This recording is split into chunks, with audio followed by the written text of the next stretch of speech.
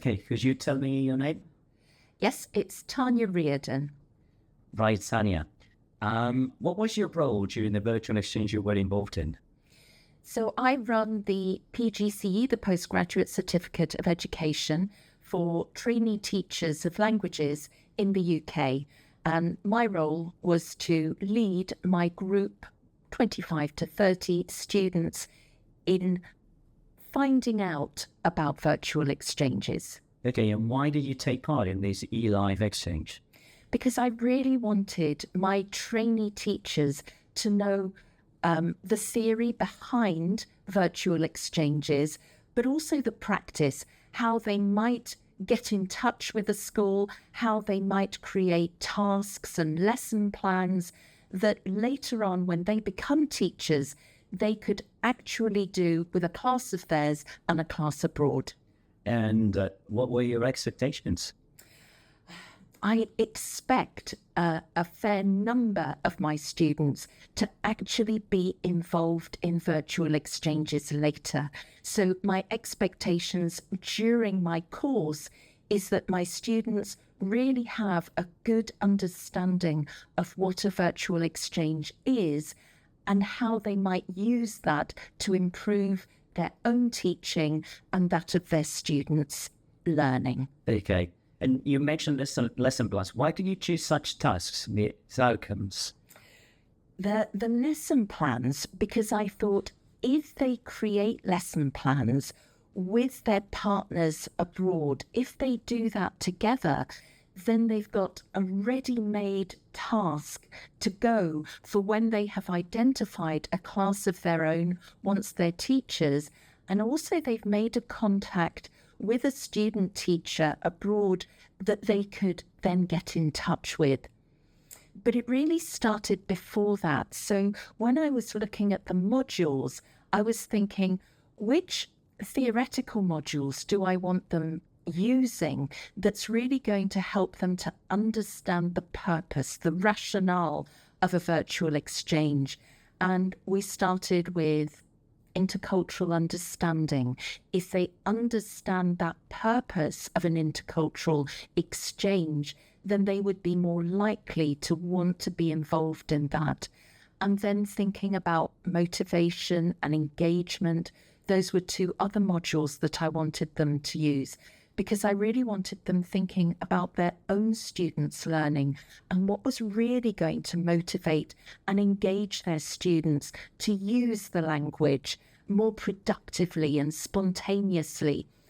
So we did those.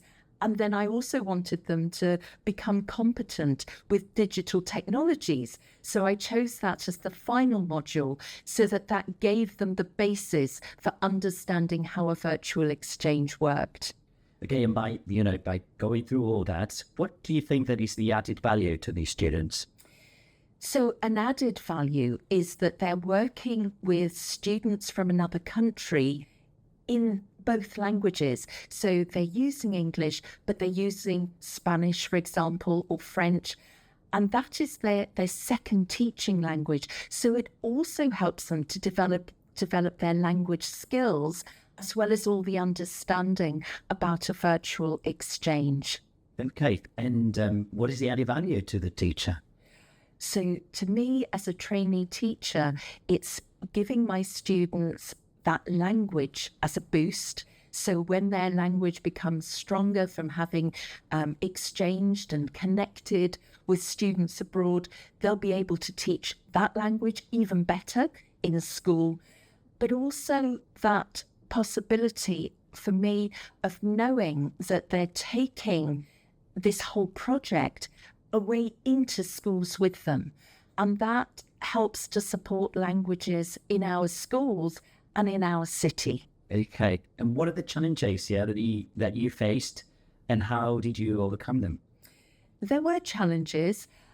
First of all, you need that contact in a university, a teacher trainer themselves. So having established those contacts, both in Spain and in France, you then have to decide together on which modules you want to have your students working on independently, and then coming together, meeting one another online and creating those lesson plans. So what is your vision might not be the same as the vision of the teacher trainer abroad. So you have to think about that. Then there are the time differences. Are you going to be teaching at the same times as your colleagues abroad? Probably not. So then you're thinking, okay, can some of this done be at the same time?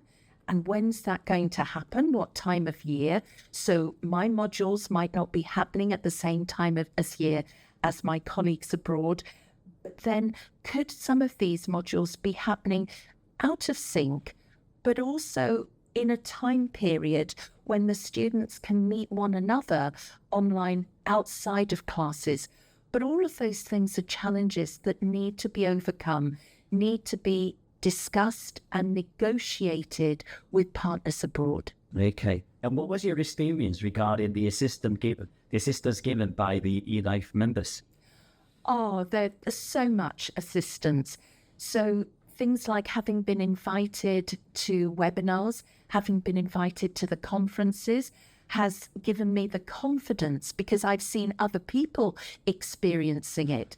And I heard how somebody in France, for example, had set up a similar virtual exchange, had done teacher education modules.